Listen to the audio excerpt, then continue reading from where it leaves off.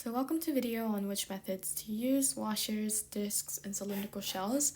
So look at the given functions below or function below, and then for the volume created by the functions being revolved around a given axis, you should write the best method to find volume as well as the equation, but you don't have to solve the equation. Okay, so for the first one, it's revolved around the y-axis, which is right here, right? This is the y-axis, and then that means we're revolving around at the line x equals 0, the vertical line, right? And the area bounded by the two curves would be here in the first quadrant. And then that means that we're going to be getting like this, right? Okay. So since the functions are all in y equals term, and then the revolved line is in x equals, we're going to be using the cylindrical shell method, right?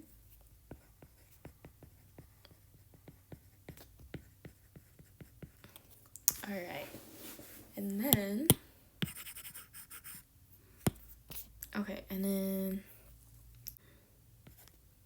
from 0 to an upper limit, and we have to find the upper limit. So this is where the graphing calculator comes in. So we have to find the intersection point of x, y equals x, and then y equals cosine x. And we found it at 0.739. Okay, and then we're gonna have 2 pi in the beginning, and then we have x, right? X, the green function minus the minus the purple function, right? So this is like the radius, and this is the height actually. So this is going to be cosine x minus x, and then dx. All right, and then so this is our first problem. Just to clarify, when we're doing cylindrical shells, we need to find the radius and the height, and the radius is going to be along the x, right? Because the functions are all in terms of x, so that's easier to memorize, right? So because the functions are all in terms of x, our radius is going to be in the x direction. Okay, and then the height is always going to be perpendicular to that. So this is going to be the height. To find a height, we do cosine x minus x, yeah, and we'll multiply the radius and the height together. And moving on to number 2, y equals tangent squared x minus 5, and then y equals x to the third. Revolved, and the area bounded by the two curves is revolved around the x-axis. So this is the x-axis, right? So y equals 0. And if you revolve it around it, it's going to look something like, right, a cone.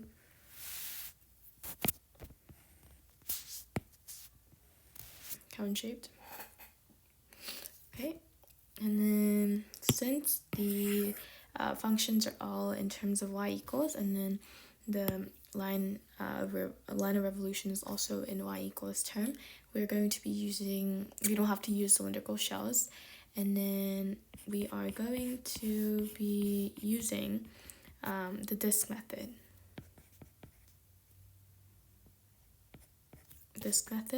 So an equation we can use would be v equals 0 to 1, right? 0 to 1, and then we're going to do pi times pi times, and then we're going to say tangent squared x minus 5, right? Minus 5, and then that minus x third to the power of 2 dx. So this is going to serve as a radius itself in the disk method. Okay, and then we are going to move on to number 3. So we have the two functions, and this is from 0 to 10, and then revolved around the x-axis.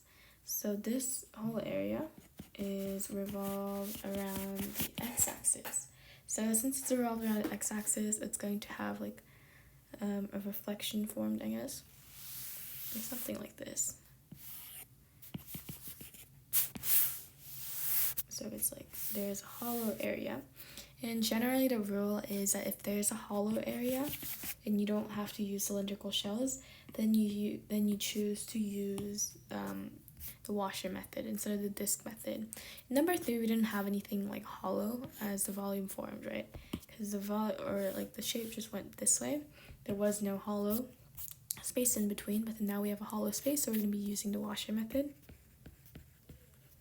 Okay, and then since we're using the washer method, we are going to define the outer function and the inner function. Outer function is something that's the farthest away from the line of revolution, and in that case that would be this one, right, which is our orange line, and then so that would be our outer shell. So we're going to first do v equals pi times 0 to 10 of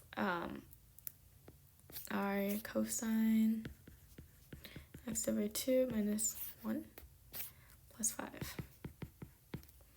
This whole thing squared, and then minus the inner function, which is green, right? Green is going to be sine x over 2 plus 3, I think.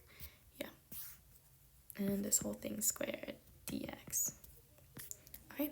And then moving on to number 4. Y equals ln x plus 5 to the power of 2. And then y equals secant x. And this is revolved around y equals 4. So it's the first non-axis problem that we encountered. So let's see. Where is y equals 4? Y equals 4 is right here. Right here, right? And then our area is bounded by 2 curves would be this one.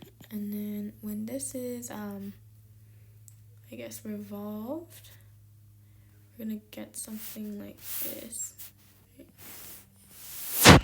It's going to have also some hollow area. If you can see the actual function created by the revolution, it's more of like an oval shape. It kind of looks like like peanut kind of. So it's that shape, and it's gonna have a little hollow space in the middle. While the two ends, these are actually the shaded parts that because this part is enclosed by the two functions given right here. Okay, so since we have another hollow function, we're gonna do washer method again. Okay, and then we're gonna say v equals pi, and then where is this from? This is from, so we don't know where this is from, so we have to do another intersection through our graphing calculator. 1.27, honestly, 70, and then the second one is going to be, I got negative 1.019, 0.19, and then we're going to do the outer function, which is the farthest from the line of revolution. So that's going to be the purple function, secant x. So, and since the function or the line of revolution is above all the functions, we're going to do 4 minus secant x to the power of 2 minus 4 minus ln x plus 5 to the power of 2 and this to the power of 2 dx.